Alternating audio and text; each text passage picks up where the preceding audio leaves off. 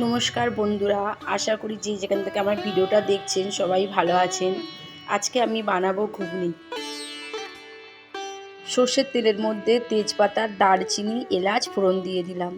এবার কোচানো পেঁয়াজগুলো সব দিয়ে দিলাম, কাঁচা লঙ্কা। এবার একটু নেড়ে চেড়ে নেব। একটু লাল লাল করে ভাজা হয়ে গেলেই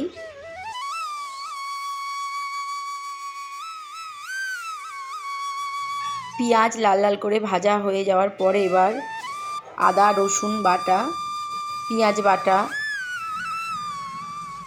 টমেটো সব একসঙ্গে দিয়ে ভালো করে একটুখানি ভেজে নেব।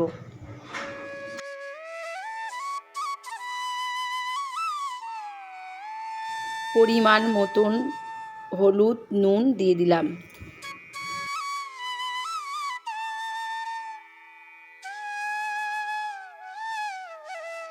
এক চামচ জিরের গুঁড়ো দিয়ে দিলাম। এবার ভালো করে সব কিছু আবার ভালো করে কষিয়ে নেব।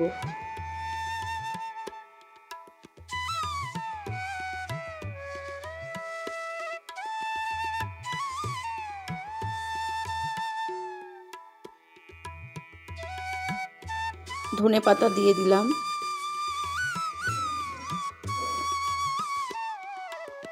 মশলা যত বেশি ভাজা যাবে তত বেশি টেস্ট হয়, এই জন্য ভালো করে আবার একটু কষিয়ে নিলাম।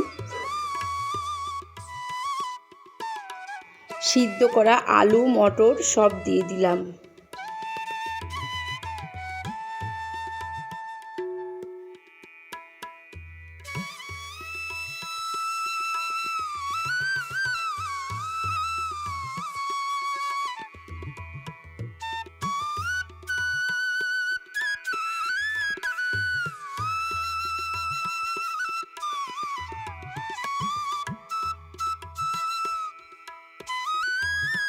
অল্প একটু লঙ্কার গুঁড়ো, ঘুগনি মশলা, গরম মশলা সব দিয়ে দিলাম।